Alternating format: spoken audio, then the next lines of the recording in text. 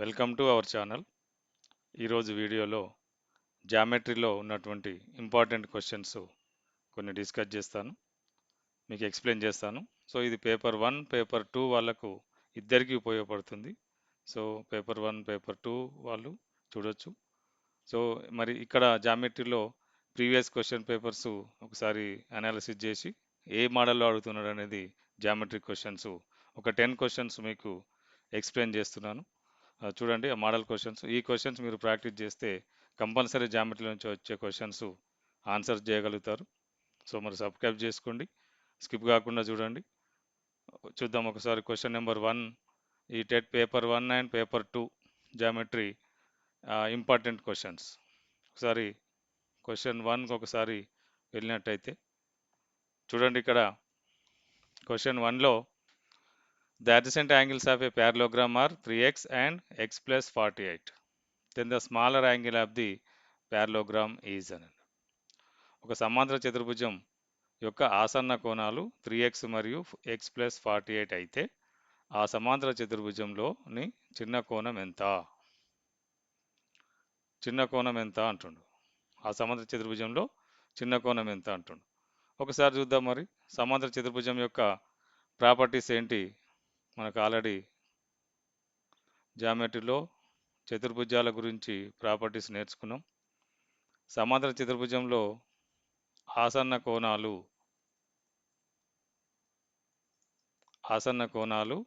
సంపూరకాలు. అంటే ఆసన్న కోణాల జత 180 degrees ఉంటుంది, అది గుర్తుపెట్టుకోవాలి. సమాంతర చతుర్భుజంలో ఆసన్న కోణాల మొత్తం angle A plus angle B is equal to 180. ఈ రెండు ఆసన్న కోణాలు. ఏడీలు కూడా ఆసన్న కోణాలే, బీసీలు కూడా ఆసన్న కోణాలే, సిడీలు కూడా ఆసన్న కోణాలే. ఆసన్న కోణాల మొత్తం 180 degrees ఉండాలి. సో ఇక్కడ ఆసన్న కోణాలు ఇచ్చిండు మనకు. ఒక ఆసన్న కోణం 3x అన్నాడు, ఇంకొక ఆసన్న కోణం x ప్లస్ 48 అన్నాడు.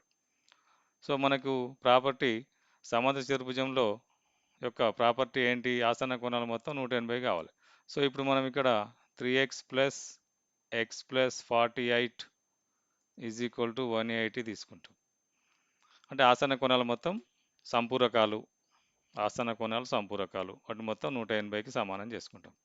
సో ఇక్కడ solution, equation solution, simple equation ఇది. 1 వేరియబుల్ ఉంది, x ఒకటే ఉంది variable. 4x plus 48 is equal to 180. 4x is equal to 180 minus 48. So 4x is equal to 180 minus 48 అంటే 132. So x is equal to 132 by 4. 4 1 జా 4 3 జా, ఒకటి మిగులుతుంది, మళ్ళీ 2 4 3 జా, x ఈజ్ ఈక్వల్ టు 33 అన్నాడు. x 33 వచ్చింది. ఆసన్న కోణాలు ఏమున్నాయి మనకు? ఒకసారి ఆసన్న కోణాలు చూసినట్లయితే ఒకటి 3x ఉంది. 3x అంటే ఎంత అవుతుంది? 3 ఇంటూ 33 ఎంత అవుతుంది? 99. ఇంకొకటి ఏంది? x ప్లస్ 48 ఉంది.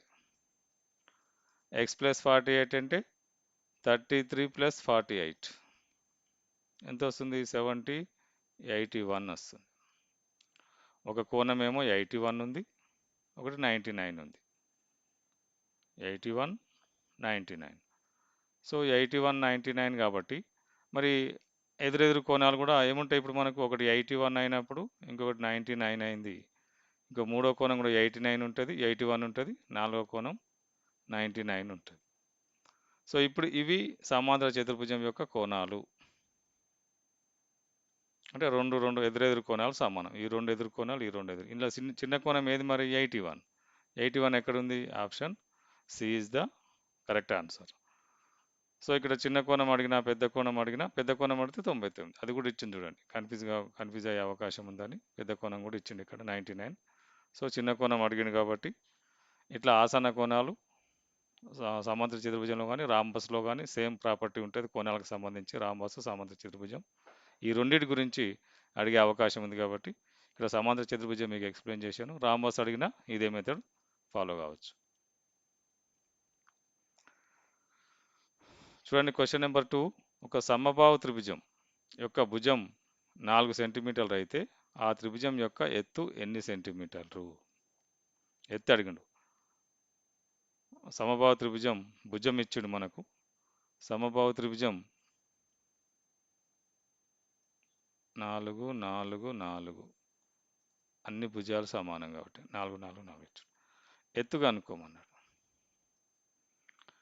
ఎత్తు ఎట్లా వస్తుంది మరి? సమబాహు త్రిభుజం భుజం ఇస్తే ఎత్తు ఎట్లా కనుక్కుంటామంటే, సమబాహు త్రిభుజానికి ఎత్తుకు ఫార్ములా ఉంది.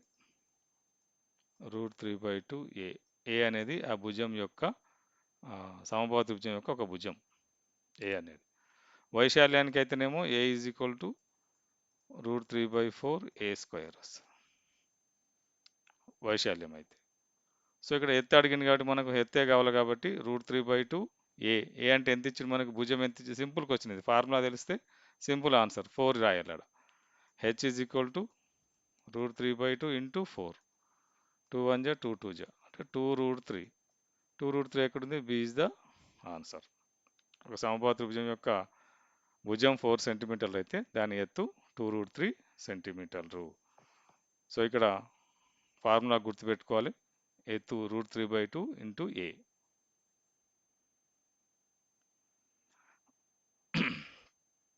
ఇక్కడ చూడండి, ఇది కూడా సింపుల్ క్వశ్చనే. త్రిభుజం ఏబిసి సిమిలర్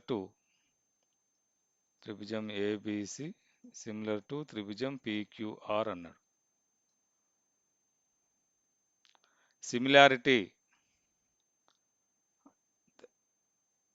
అంటే, సిమిలర్ అంటే ఏంది మరి? ఆసన్న భుజాలు అంటే ఆసన్న భుజాలు వాటి యొక్క కరస్పాండింగ్ యాంగిల్స్ అంటాం. ఇంగ్లీష్లో అయితే కరస్పాండింగ్ యాంగిల్స్ అంటాం. ఇక్కడ అనురూప కోణాలు, అనురూప భుజాలు, ఆసన్న భుజాలు కాదు, సారీ, అనురూప భుజాలు. తెలుగు వర్షన్ కొద్దిగా డిఫికల్టీ ఉంది. అనురూప భుజాల నిష్పత్తులు సమానమైతాయి. కానీ ఇక్కడ నిష్పత్తుల గురించి, అనురూప భుజాల గురించి అడగలేదు, కోణాల గురించి అడుగు. మరి కోణాలు ఎట్లుంటాయి? స్వరూపాలు అయినప్పుడు ఇది స్వరూపానికి సింబల్, ఇది స్వరూపము అనేదానికి సింబల్. స్వరూపం అంటే ఏంది? ఏవైనా రెండు త్రిభుజాలు వాటి యొక్క అనురూప భుజాల నిష్పత్తులు సమానంగా ఉండి కోణాలు సమానంగా ఉంటే వాటిని స్వరూప త్రిభుజాలు అంటాం. సో ఇక్కడ చూడండి, ఏబిసి స్వరూపము పీక్యూఆర్ అన్నారు కాబట్టి ఏకు రిలేటెడ్ పీనే రావాలి, బికి రిలేటెడ్ క్యూనే రావాలి, సికి రిలేటెడ్ ఆర్ఏ రావాలి. అంటే ఏ ఎంత ఉంటుందో కోణం పి అంతే ఉండాలి, బి ఎంత ఉంటుందో క్యూ అంతే ఉండాలి, సి ఎంత ఉంటుందో ఆర్ అంతే ఉండాలి. మరి ఏమడిగిండు? పి ఇచ్చిండు, 50 degrees ఇచ్చిండు. Angle P is equal to 50 degrees అన్నాడు. Angle Q is equal to 60 degrees అన్నాడు. ఏమడిగిండు? యాంగిల్ ఏ అడిగిండు. ఏ ఎంత వస్తుంది మరి? ఏ పి రెండు సమానం కదా, పి ఎంత ఉందో ఏ కూడా అంతే ఉంటుంది. Angle A is equal to కూడా 50 degrees. Angle B is equal to 60 degrees ఉంటుంది. యాంగిల్ సి కావాలంటే 70 వస్తుంది. మొత్తం 180 ఉండాలి కాబట్టి 70 వస్తుంది. ఇక్కడ సి అడగలే, ఏనే అడిగిన కాబట్టి పి ఎంత ఉంటుందో ఏ కూడా అంతే ఉంటుంది. ఇప్పుడు సిమిలారిటీ ఇచ్చినప్పుడు, స్వరూపం ఇచ్చినప్పుడు కరెస్పాండింగ్ అనురూప కోణాలు, అనురూప భుజాలు చూసుకోవాలి మనం. కాబట్టి అనురూప కోణాలు సమానం కాబట్టి ఏ ఎంత ఉంటుందో పి అంతే ఉంటుంది. సో ఇక్కడ A is equal to 50 degrees is the right answer. ఇక్కడ కన్ఫ్యూజ్ చేయడానికి ఏదో ఇచ్చిండు అక్కడ, మీరు సి అనుకొని 70 పెడతారు అనుకొని ఇచ్చిండు. కాబట్టి పర్ఫెక్ట్గా కన్ఫ్యూజ్ కాకుండా ఆన్సర్స్ చేయాలి. చూడండి, ఇక్కడ ఈ అడ్జసెంట్ ఫిగర్ తెలుగులో లేదు. పక్క పటంలో ఎల్ ప్యారలల్ ఎం, ఇది ఎల్ అనుకుంటే, ఇది ఎం అనుకుంటే, ఇది ఎన్ లైన్స్, రైట్. ఇప్పుడు ఈ కోణం ఇచ్చిండు మనకు, ఈ కోణం కూడా ఇచ్చిండు, ఇది ఈ కోణం. ఈ రెండు ప్యారలల్ లైన్స్ వచ్చినప్పుడు ఒక ట్రాన్స్వర్సల్ వస్తే ఇక్కడ మనం వీటిపైన కూడా క్వశ్చన్ వస్తుంది. ఎదురెదురు కోణాలు సమానమవుతాయి, ఆసన్న కోణాలు సంపూరకాలు అవుతాయి, సదృశ్య కోణాలు ఈక్వల్ అవుతాయి, ఏకాంతర కోణాలు కూడా ఈక్వల్ అవుతాయి. ఏకాంతర కోణాలు ట్రాన్స్వర్సల్ అటు ఇటు ఉండేవి. ఇక్కడ చూడండి, మరి ఇవి ఏకాంతర కోణాలు కాదు, సదృశ్య కోణాలు కాదు. ట్రాన్స్వర్సల్కి తిర్యక్ రేఖకు ఒకే వైపు ఉన్నటువంటి కోణాలు, ఒకే వైపు ఉన్న అంతర కోణాలు, ఒకే వైపు ఉన్న అంతర కోణాలు. సో ఇక్కడ ఇట్లా ఇచ్చినప్పుడు సమాంతర రేఖలకు తిరిగి రేఖ ఖండించినప్పుడు ఒకే వైపు ఉన్న అంతర కోణాలు సంపూరకాలు, ఒకే వైపు ఉన్న భావ్య కోణాలు కానీ ఒకే వైపు ఉన్న అంతర కోణాలు కానీ సంపూరకాలు అవుతాయి. వాటి మొత్తం 180 అవుతుంది. సో ఇక్కడ కూడా ఈ కండిషన్ అప్లై చేస్తే మనకు 3x plus 10 plus 3x minus 10 is equal to 180 రాసుకోవాలి. ఒకే వైపు ఉన్న అంతర కోణాలు రెండు, తిర్యక రేఖకు ఒకే వైపు ఉన్న అంతర కోణాలు. సో వీటి మొత్తం 180 డిగ్రీలు అవుతుంది మనకు. ఇటు మొత్తం మనకు 180 డిగ్రీలు అవుతుంది. సో ఇక్కడ ఒక -10కు +10 క్యాన్సిల్ చేస్తే 6x అవుతుంది is equal to 180.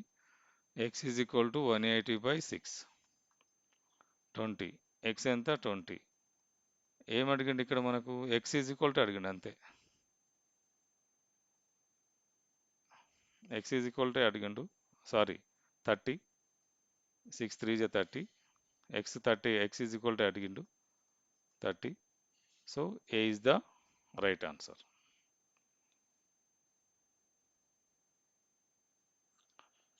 Question number 5 చూడండి. ఇది మనకు simple question. -4, 3 lies on which quadrant. ఇది ఏ పాదంలో ఉంటుంది? సింపుల్, మనం ఇంతకుముందు వీడియోలో ఎక్స్ప్లెయిన్ చేసుకున్నాం. సింపుల్గా మీరు ఒకసారి చూసుకుంటే x యాక్సిస్ y యాక్సిస్ చూసుకుంటే ఇది ప్లస్ xకు 0 నుంచి రైట్ సైడ్ x, ఇక్కడ O అనే బిందువు అనుకుంటే ఇది మైనస్, ఇక అప్ సైడ్ ప్లస్, ఇక్కడ మైనస్. ఇది ఫస్ట్ పాదం, ఇది రెండో పాదం, ఇది మూడో పాదం, ఇది నాలుగవ పాదం. ఫస్ట్ పాదం అన్నప్పుడు ఈ ఏరియా వస్తుంది మనకు, ఇగో ఇది వస్తుంది. కాబట్టి x ప్లస్ ఏ, y ప్లస్ ఏ, రెండు ప్లస్లే ఉంటే ఫస్ట్ పాదం. ఇక్కడ సెకండ్ పాదంలోకి వచ్చేసరికి ఇక్కడ x ఈ పార్ట్ వస్తుంది, y ఈ పార్ట్ వస్తుంది. అంటే x ఏమో మైనస్, x ఫస్ట్ రాయాలి, y తర్వాత రాయాలి, y ప్లస్. ఇక్కడ వచ్చేసరికి రెండు మైనస్లే, ఈ పార్ట్ వస్తుంది మనకి, ఈ పార్ట్ నుంచి ఈ పార్ట్ వస్తుంది, రెండు మైనస్లే. ఇక్కడికి వచ్చేసరికి ఈ పార్ట్ వస్తుంది, ఇది ప్లస్, ఇది మైనస్. సో ఇక్కడ ఏముంది మరి మనకు -4 + 3 ఉంది. మైనస్ ప్లస్ ఎక్కడ వచ్చింది? రెండో పాదంలో వచ్చింది. కాబట్టి -4, +3 అనే బిందువు రెండో పాదంలో ఉంటుంది. -4, +3 అనే బిందువు రెండో పాదంలో ఉంటుంది.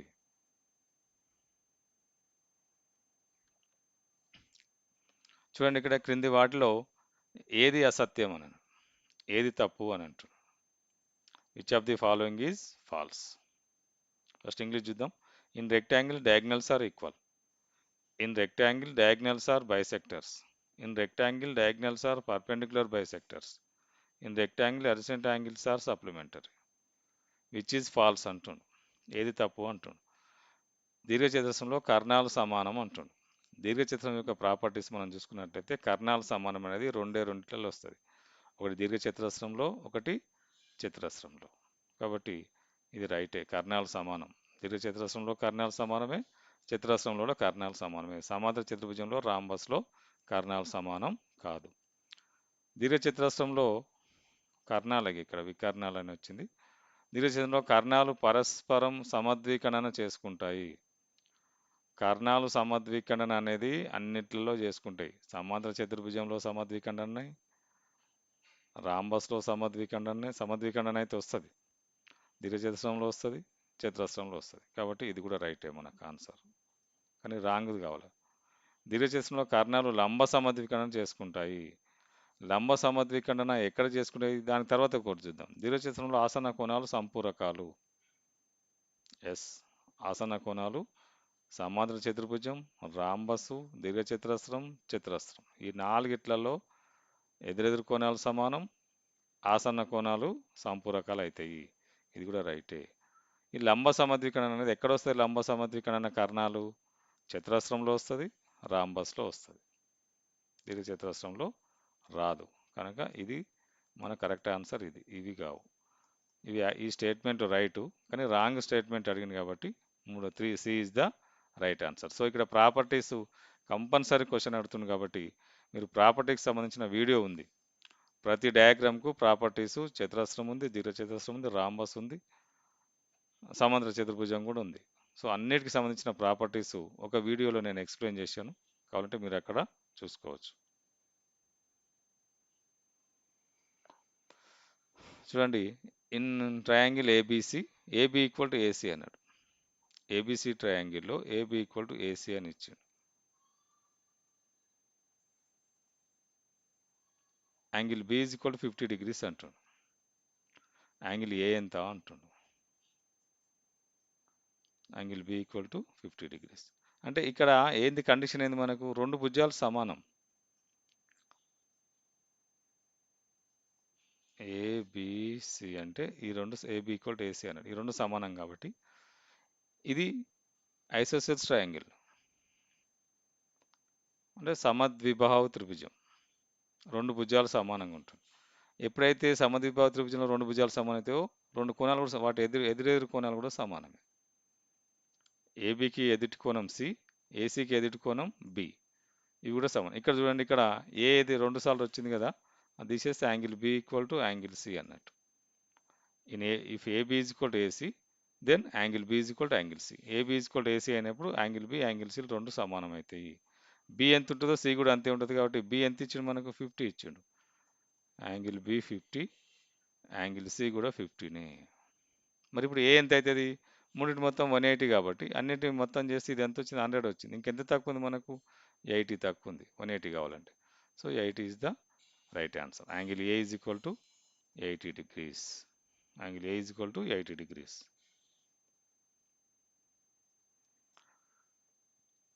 ఒక సమాంతర చతుర్భుజాన్ని గీయడానికి కనిష్టంగా ఎన్ని కొలతలు అవసరం?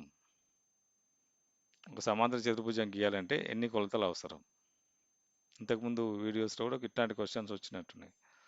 సమాంతర చతుర్భుజం గీయాలంటే సమాంతర చతుర్భుజానికి రెండు భుజాలు ఒక కోణం ఇస్తే సరిపోతుంది, లేదా రెండు భుజాలు ఒక కర్ణం ఇచ్చినా సరిపోతుంది, అంతకన్నా తక్కువ సరిపోదు. అంటే 3 కొలతలు అవసరం. సమాంతర చతుర్భుజాన్ని గీయాలంటే 3 స్వతంత్ర కొలతలు అవసరం. కనిష్టంగా 3 స్వతంత్ర కొలతలు అవసరం. అవి రెండు భుజాలు వాటి మధ్య కోణం కావచ్చు, లేదు రెండు భుజాలు ఒక కోణం కావచ్చు, రెండు భుజాలు ఒక కర్ణం కావచ్చు. ఏది ఇచ్చినా మనం సమాంతర చతుర్భుజాన్ని గీయగలుగుతాం. సో సమాంతర చతుర్భుజం గీయడానికి 3 స్వతంత్ర కొలతలు అవసరం. రాంబస్ గీయడానికి 2 స్వతంత్ర కొలతలు అవసరం. దీర్ఘచతురస్రం గీయడానికి కూడా 2 స్వతంత్ర కొలతలు అవసరం. చతురస్రం గీయడానికి ఒక స్వతంత్ర కొలత అవసరం. సో ఇక్కడ మరి మన ఆన్సర్ ఏంటి? C is the right answer. సమాంతర చతుర్భుజాన్ని గీయడానికి 3 స్వతంత్ర కొలతలు మనకు అవసరం.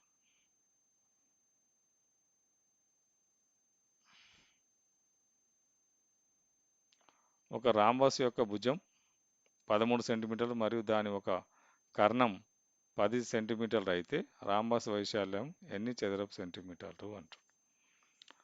చూడండి, ఇక్కడ in rhombus side is 13 centimetres and one of the diagonal is 10 centimeters, then the area of the rhombus is. Rhombus అంటే మనకు తెలుసు, ఇలా గీసుకుంటాం మనం. ఇవి కర్ణాలు, రైట్. ఒక సైడ్ ఇచ్చిండు 13, ఏబిసిడి. అర్థం కాకపోతే డయాగ్రామ్ వేసుకుంటే సులభంగా అర్థమవుతుంది. 13 ఒక సైడ్ ఇచ్చిండు. ఒక కర్ణం కూడా ఇచ్చిండు. ఒక కర్ణం ఎంత ఇచ్చిండు? ఒక కర్ణం 10 సెంటీమీటర్లు ఇచ్చిండు. కర్ణం ఏసీ 10 అనుకోండి, ఇక్కడికి ఎంత వస్తుంది? 5. ఇది 5 అవుతుంది. హాఫ్ అది 5 ఉంటుంది, ఇది 5 ఉంటుంది. సో 5 ఇచ్చిండు. ఇప్పుడు ఇవన్నీ 4 లంబకోణ త్రిభుజాలు. చతురస్రంలో 2 కర్ణాలు గీస్తే ఏర్పడేటువంటి 4 త్రిభుజాలు లంబకోణ త్రిభుజాలే. రాంబస్లో గీసినప్పుడు, చతురస్రంలో గీసిన లంబకోణ త్రిభుజాలే. మిగతా వాటిలో లంబకోణ త్రిభుజాలు రాదు. సో ఇక్కడ మరి లంబకోణ త్రిభుజం వచ్చింది కాబట్టి లంబకోణ త్రిభుజంలో కర్ణం ఉంది, ఒక భుజం ఉంది. మరి ఏం ఉపయోగిస్తే మనకు ఏ ఫార్ములా ఉపయోగించాలి? పైథాగరస్ థీరం ఉపయోగించాలి. ఓ రాసుకున్నాం అనుకోండి. ఏబి అనేది కర్ణం, ఏబి కర్ణం. కర్ణం యొక్క వర్గం మిగిలిన రెండు భుజాలు ఏంది? ఓఏ ఒక భుజం అవుతుంది, ఓబి ఒక భుజం అవుతుంది. ఓఏ ఇచ్చిండు మనకు 5 సెంటీమీటర్స్, ఇది 5. ఓ నుంచి ఏ 5 ఇచ్చిండు. ఓ నుంచి బిగా ఫైండ్ అవుట్ చేయాలి మనం. చూద్దాం ఒకసారి. కర్ణం యొక్క వర్గం ఏంటి? AB square is equal to OA square plus OB square. Pythagoras theorem apply చేయడమే. ఏబి ఎంత ఉంది మనకు? 13 స్క్వేర్. ఓఏ ఎంత ఉంది? 5 square plus OB square. 13 square అంటే 169, ఇది 25 plus OB square. OB square is equal to 169 minus 25. OB square is equal to 144. OB square is equal to 12. Root 12 square. OB is equal to 12. 12 square 144 కాబట్టి 12. OB అనేది 12 వచ్చింది. మరి ఇది ఎంత ఉంటుంది? ఇది కూడా 12 ఉంటుంది. మొత్తం ఎంత కర్ణం? ఒక కర్ణమేమో ఒక D1 కర్ణమేమో 10 సెంటీమీటర్లు ఆల్రెడీ ఇచ్చిండు. మనం వీడు ఇంకో కర్ణం వచ్చింది D2. ఎంత వచ్చింది? 24 వచ్చింది. ఇప్పుడు మనం రాంబస్ యొక్క వైశాల్యం ఏంది? Half into D1 D2. Half into D1 D2 rhombus వైశాల్యం హాఫ్ ఇంటూ కర్ణముల అర్థము. D1 అంటే 10 ఉంది, D2 అంటే 24 ఉంది. 2 టేబుల్లో 24 12 టైమ్స్ 12 టైమ్స్ 120 స్క్వేర్ సెంటీమీటర్స్ వస్తాయి. చదరపు సెంటీమీటర్ 120 ఎక్కడ ఉంది? 120 is the right answer. So ఇక్కడ రాంబస్ ఒక భుజం ఇచ్చిండు, ఒక కర్ణం ఇచ్చిండు, ఇంకో కర్ణం కనుక్కొని రాంబస్కు కర్ణాల వైశాల్యం సూత్రం హాఫ్ ఇంటూ D1 D2 కాబట్టి ఆ ఫార్ములా వేస్తే మనకు ఆన్సర్ వస్తుంది. చూడండి ఇక్కడ ఒక in perimeter of the square is equal to circumference of the circle and side of the square is 5.5 centimetres then diameter of the circle. ఇక్కడ ఏంటి? ఒక కనెక్షన్ ఇచ్చిండు. ఒక చతురస్రం యొక్క చుట్టుకొలత ఒక వృత్తం యొక్క పరిధికి సమానం. ఒక చతురస్రం చుట్టుకొలత ఒక వృత్తం యొక్క పరిధికి సమానం. చతురస్రం యొక్క భుజం 5.5 సెంటీమీటర్లు అయితే వృత్తం యొక్క వ్యాసం ఎంత అంటుండు. ఇక్కడ ఏం కనెక్ట్ చేసుకోవాలి? మనం వృత్త పరిధిని చతురస్రం యొక్క చుట్టుకొలతకు సమానం చేసుకోవాలి. చతురస్రం అంటే మనకు అన్ని భుజాలు సమానం కాబట్టి ఇది 5.5, ఇది కూడా 5.5, ఇది కూడా 5.5, 5.5. చుట్టుకొలత సూత్రం ఏంది మరి మనకు? చుట్టుకొలత సూత్రం అన్ని భుజాలు కూడమే 5.5 ప్లస్ 5.5 ప్లస్ అంటే ఇంటూ 4 చేస్తే సరిపోతుంది. 5.5 ప్లస్ 5.5 22 వస్తుంది. ఇది 11, ఇది 11, 22 వచ్చింది. 22 సెంటీమీటర్ల చుట్టుకొలత. ఇది దేనికి సమానం? వృత్త పరిధికి సమానం. వృత్త పరిధి ఫార్ములా ఏంది? వృత్త పరిధికి ఫార్ములా ఏంటి? 2πr. 2πr ఎంత వచ్చింది మనకు? 22 వచ్చింది. పై అంటే ఎంత? ఇక్కడ 22/7 into r that equal to 22. 22 22 cancel. So 2/7 into r is equal to 1. r equal to ఈ 2/7 రెసిప్రోకల్ అవుతుంది 7/2. r ఎంత? 7/2 రేడియస్. మరి రేడియస్ అడిగలే, వ్యాసం అడిగిండు, డయామీటర్ అడిగిండు. వ్యాసం ఎంత ఉంటుంది? 2r. d is equal to 2r, 2 times of the radius. So d is equal to 2 into 7/2. 2 1 జా 2 2 జా d ఈజ్ ఈక్వల్ టు 7. అంటే వ్యాసం ఎంత? 7 సెంటీమీటర్స్. ఎక్కడుంది ఆన్సర్? ఇక్కడ ఉంది. సో ఈ 10 క్వశ్చన్స్ జామెట్రీకి సంబంధించిన 10 క్వశ్చన్స్ మీకు ఎక్స్ప్లెయిన్ చేయడం జరిగింది. నెక్స్ట్ టాపిక్ వేరే టాపిక్ తీసుకొని ఆ టాపిక్లో కొన్ని క్వశ్చన్స్ ఏవైతే టెట్లో అడుగుతున్నాడో అట్లాంటి క్వశ్చన్స్ మీకు ఎక్స్ప్లెయిన్ చేస్తాను. మరి చూస్తూనే ఉండండి. సబ్స్క్రైబ్ చేసుకోండి, లైక్ చేయండి, సబ్స్క్రైబ్ చేసుకోండి.